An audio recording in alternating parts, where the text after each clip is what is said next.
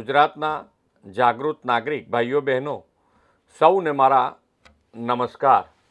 આજે સૌને એક નમ્ર વિનંતી સાથે મહત્વપૂર્ણ સંદેશ આપવા હું ઉપસ્થિત થયો છું। આપણે સૌ જાણીએ છીએ કે તારીખ 26 એપ્રિલે રાજ્યમાં સ્થાનિક સ્વરાજ્યની સંસ્થાઓની ચૂંટણી યોજાઈ રહી છે। આ માત્ર એક ચૂંટણી નથી, પરંતુ આપણા લોકતંત્રનો પવિત્ર ઉત્સવ છે। લોકશાહી પરંપરાના મતદાન એ અધિકાર સાથે નાગરિક તરીકેનું કર્તવ્ય પણ છે। તમારા એક મત તમારા શહેર, જિલ્લા અને તાલુકા તથા ગામ અને સમગ્ર સમાજના વિકાસને વધુ ગતિ આપશે। એ માટે દરેક મત અમૂલ્ય છે।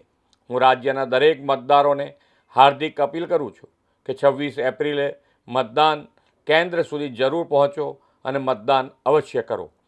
પરિવાર, મિત્રો અને પડોશીઓને પણ મતદાન માટે પ્રેરિત કરો।